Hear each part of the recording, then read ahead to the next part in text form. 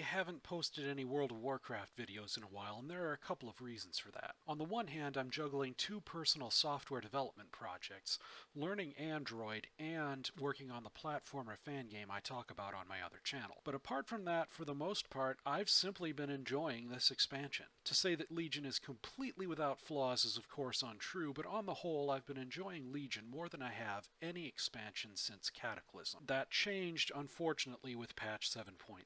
When I got to Argus, it felt exciting at first, like there was a huge world to explore, but then, after I got done with the PvE quest chain, it felt like a letdown. The plot felt like it was both left hanging and too short, Argus felt small and underpopulated, and all in all, I stopped playing until I realized I need to do another WoW video now that the battle for Azeroth has been announced. This video is going to be a combination of a critique of patch 7.3, a look back at Legion and why I liked it until 7.3, and what I'm hoping for in Battle for Azeroth. First of all, I should say that all this is coming from a casual player who hasn't gotten near the hardcore raiding scene since Cataclysm. With that context in mind, I think I should begin by saying what it was that got me hooked on Legion and that got me to stick around for 3 patches after Legion came out. It was actually the story and the characters that kept me coming back. Each zone in Legion had a logical, linear story that made sense, and while it was playing out, allowed me to get a feel for the zone, see what the zone had to offer and what kinds of hazards it held,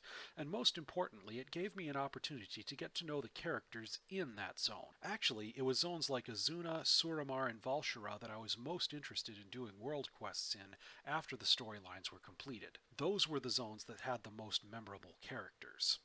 I realize I gave Aszuna a bottom rank when I was doing my top 5 videos for Legion, but actually Aszuna did an excellent job of drawing me in. If Blizzard had rewritten the dialogue for Aszarrah and Prince Ferondus to something that made sense, like say, Aszarrah is offering just the prince freedom from ghosthood, and the offer doesn't extend to his people, I'd actually have had Aszuna tie for second place for Val'Sharrah in my Zones video. And here's why.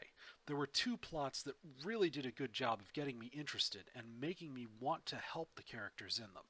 Stellagosa's story and Ferondus' story. You could really hear the love between Stellagosa and her grandfather, and you really wanted her grandfather to live so that she could be happy. It was the dialogue between them and the quest chains that gave you the time to get to know them and the world that they live in that really helped me to get that point. The other plot from Aszuna was Prince Ferondus. He did the right thing 10,000 years ago, and, well, sometimes in Azeroth no good deed goes unpunished. He spent the last 10 millennia being ridiculed and hated by his people for doing the right thing and resisting their evil queen. That really resonated with me, but again, if I get into why, this video would turn political, and you know what, screw that. Another good zone for this was Suramar.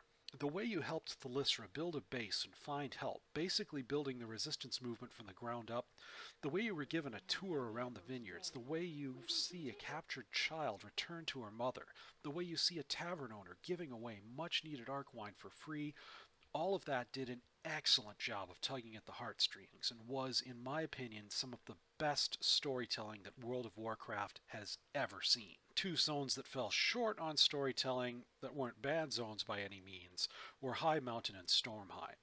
High Mountain had the player jump around from clan to clan to rally as many Tauren to Mela's cause as possible, and while I liked the Eagle Rider chief and the story of Ebonhorn stuck in my mind, the fact is that I didn't get to know many characters or connect with them the way I did in the other 3 zones. In fact, when I was going through the quests on a Demon Hunter character to get footage for my Zones video, I realized that there had been an NPC tied into the High Mountain zone who I'd completely forgotten about.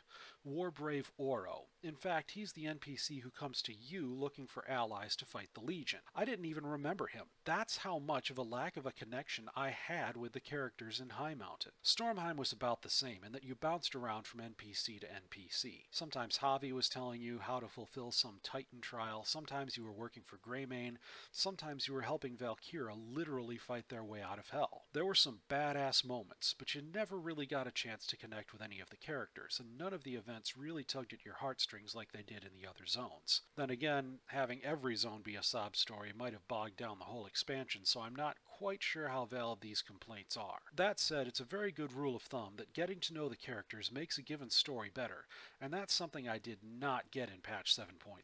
Overall, 7.3 felt like its story was very rushed.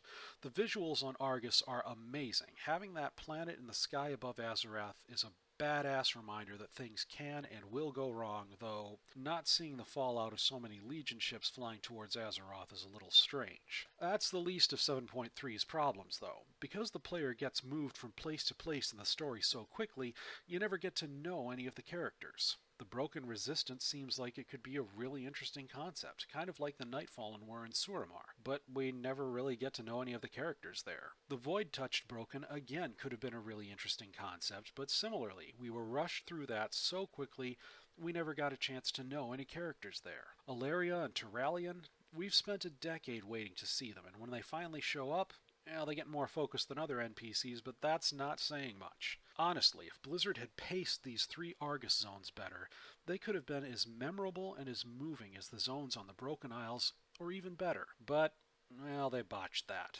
Another issue with Argus is how small it feels once you've gotten through the PvE quest chain. Now, the artwork is amazing, and it shows terrific vistas of the shattered city of Makari. It shows Legion structures dotting a barren landscape, and it shows huge cliffs and oceans of fell lava. But all that art is, as far as the player characters are concerned, an illusion. You can't actually go to any of those places in the Broken City. Invisible walls block your way to those lands off in the distance. All in all, you only get to explore 2 cliff shelves and 1 small floating island.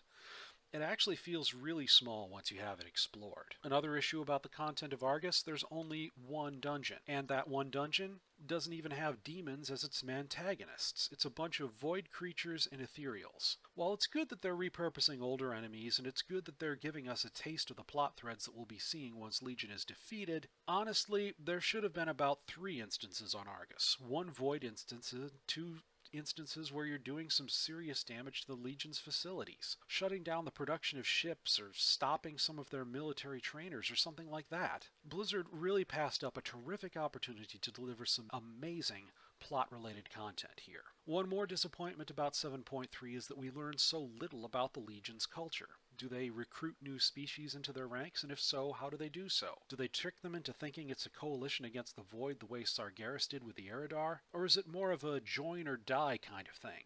Are the soldiers of the Legion paid a salary? If so, how do they spend their money?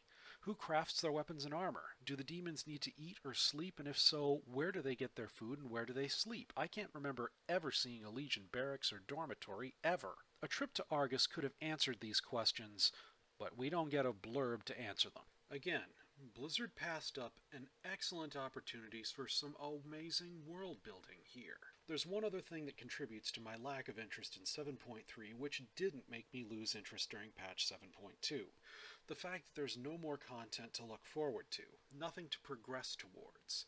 Patch 7.2 didn't really introduce any new characters, but it did have the continuation of Legion's overall plot of using the Pillars of Creation to end the Legion's invasion of Azeroth. It also showed off how the alliances that you made during patches 7.0 and 7.1 were paying off, with the Tauren helping the Legion Fall armies fight on the island. While the Broken Shore wasn't in itself all that interesting a zone, and if I recall correctly it actually had less plot to it than the Argus zones, I still felt engaged because I knew that more content was on its way after 7.2, and I wanted to see that content and keep up my character in the interests of seeing it. Since I don't have a payoff like that waiting for me after 7.3, I don't feel as engaged with 7.3 as I did with 7.2, unfortunately. With all that context in mind, here's what I think will make for an excellent content in Battle for Azeroth and what I'm hoping to see. First of all, we need to be strung along with promises of more and more content right up to the next expansion, and of course they have to make good on those promises. It doesn't even have to be that much content. Opening a new dungeon or even an extra PvE plot thread questline is enough. Secondly, they need to focus on the characters. The story in 7.3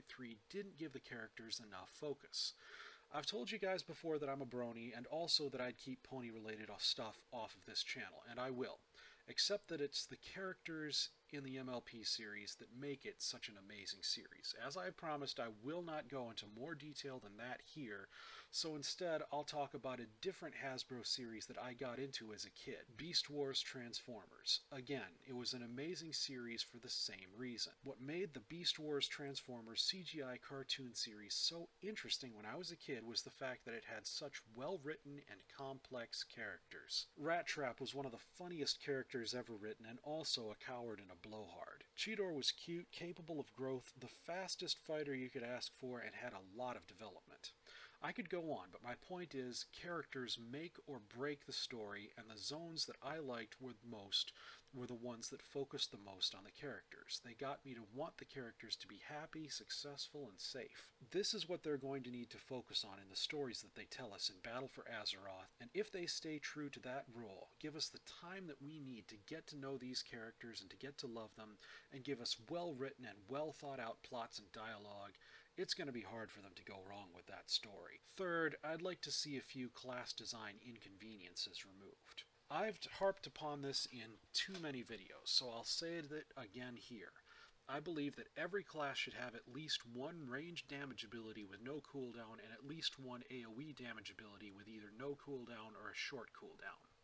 Having played a Holy Paladin since vanilla, I know what it's like to lack both of these damage tools and to have one and lack the other, and it is annoying. Flying enemies? Sorry, can't deal with those, don't have Denounce anymore as of Legion. Before Legion, in Mists of Pandaria and in Warlords of Draenor, I had Denounce, but I didn't have Consecration. So if a crowd of low hit point enemies were surrounding me, I was SOL due to this oversight on Blizzard's part. And in Legion, that SOL no AoE for you token seems to have passed from Holy Paladins to Disciplined Priests. Honestly, why not let Disciplined Priests keep Mindseer? It's annoying to deal with, and I very sincerely hope that Blizzard gives Discipline some kind of AoE damage tool in Battle for Azeroth. And indeed, if I had to choose between them giving Holy, Denounce, or Exorcism back, and them giving Discipline and AoE damage spell, I'd choose Discipline. That said, I think that Blizzard is passing up a golden opportunity to add class flavor by adding abilities to ensure that each class has at least one ranged damage ability with no cooldown. I've talked before about how Exorcism is a very classic Paladin spell and how it would be good for class flavor for a Cataclysm-style Exorcism to come back. A spell with a cast time, no cooldown, deals a small amount of damage, perhaps extra versus undead or demons, and ideally could be glyphed to look like Denounce or like Hammer of Wrath. But that's not the only way this philosophy about ranged for all would help with class flavor. Demon Hunters in Warcraft 3 didn't have most of the abilities that they're iconic for today. They did have Metamorphosis as their level 6 ultimate spell, and they did have an Immolation Aura, which was a short-range damage over time that slowly consumes Demon Hunter's mana while burning nearby enemies. But the iconic Demon Hunter ability in Warcraft 3, which is where Demon Hunters were introduced to WoW, was their Mana Burn ability, a green bolt of lightning that damaged the target's mana and hit point bars. No spell like this appears in the World of Warcraft Demon Hunters kits, and while I acknowledge that spells that remove your enemy's mana wouldn't necessarily work with today's resources, I do believe that a green bolt of fell lightning would work well with the Demon Hunters kits as a last resort range damage ability and would also look pretty badass. For Warriors, which are the only other class that lacks a ranged damage spell with no cooldown for all specs, Druids are a gray area as they can talent for Moonfire in their feral forms, there's room for race flavor. Imagine if each race had a different last resort ranged damage ability. Dwarves would do well with a rifle shot ability, as dwarves were mainly represented with riflemen in Warcraft 3. Longbows would be perfect for night elves. Spear throwing would be perfect for an orc as a last resort ranged warrior ability, since the orc ranged unit from Warcraft 1 was a spear thrower, and even in Warcraft 3 the orc peons could enter the orc burrow buildings and throw spears at enemies from there. The list goes on. Blizzard has unfortunately passed up this golden opportunity at class and race flavor because their current design philosophy seems to be less is more. They'd rather trim out every ability that they think they can get away with than think about class flavor or convenience for players. Or at least it looks like that's their main design concern from the perspective of a guy who's lost abilities that he liked and that would have been very helpful at times during Legion. It's my hope that Blizzard loosens up a little in Battle of Azeroth and allows each class to be just a little bit more versatile and a little bit more fun again, and that Blizzard allows itself to add or re-add some abilities to that end. One other thing I care deeply about in World of Warcraft is professions, which kind of makes me an odd man out when it comes to reviewers. Actually, I plan to do a whole nother video about professions and what I'd like to see in Battle for Azeroth in terms of professions.